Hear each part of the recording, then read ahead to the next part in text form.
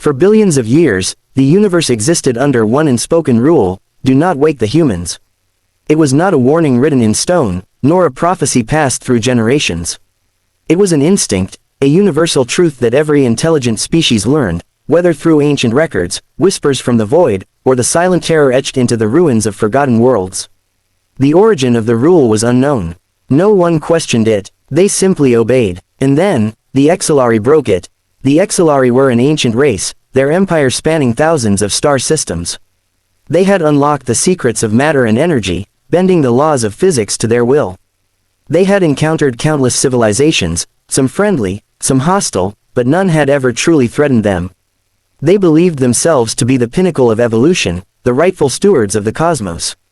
And so, when their deep space probes detected an anomaly drifting at the edge of the Andromeda galaxy, they did not hesitate to investigate. What they found defied comprehension. A structure, vast beyond measure, floating in the void between galaxies. It dwarfed the largest Xelari megastructures, stretching for thousands of kilometers in every direction. Its surface was ancient, worn by the passage of untold millennia. It bore no markings, no insignia, no signs of ownership. The Xelari scanned it, searching for power signatures, for life, for anything that might explain its purpose. They found nothing. No heat, no radiation, no movement, just silence. And yet, something about it filled them with unease. They sent a scouting party, a team of elite researchers and soldiers, the best the Xelari had to offer. Their ships docked with the structure, their lights cutting through the oppressive darkness. The corridors inside were impossibly vast, stretching out endlessly, as if built for beings far larger than any they had ever encountered. The walls were lined with strange markings, glyphs that pulsed faintly when touched but offered no translation. There were no signs of life. No bodies. No remains. Only the unsettling sense that something was watching. Then they found the chamber. It was a cathedral of metal and shadow, a vast hall filled with row after row of towering pods, each one large enough to hold a living being. There were thousands of them, perhaps millions, stretching far beyond the reach of their scanners.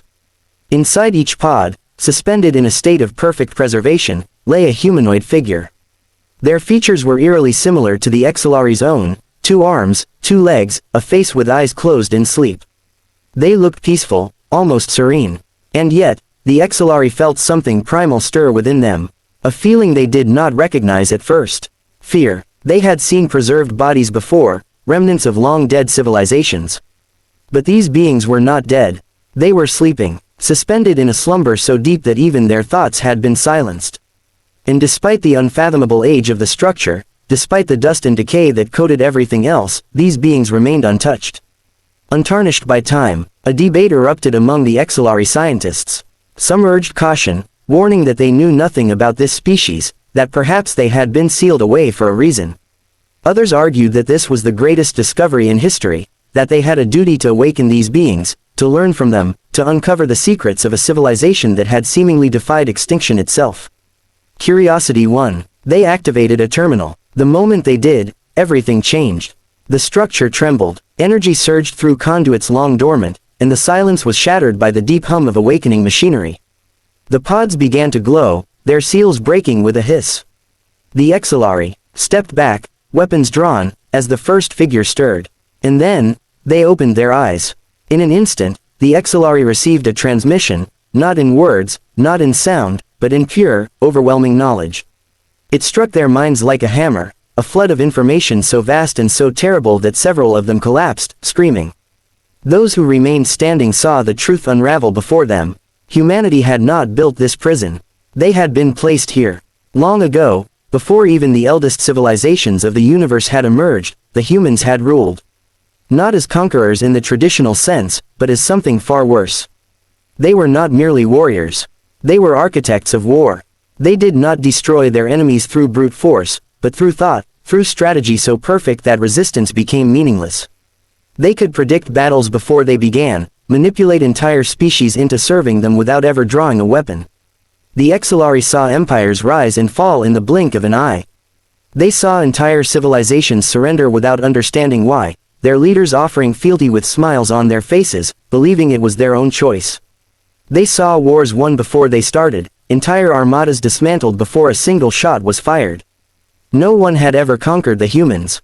No force had ever bested them in combat. Instead, the universe had made a decision. The greatest minds of 1,000 species had united for one purpose, not to fight humanity, but to remove them.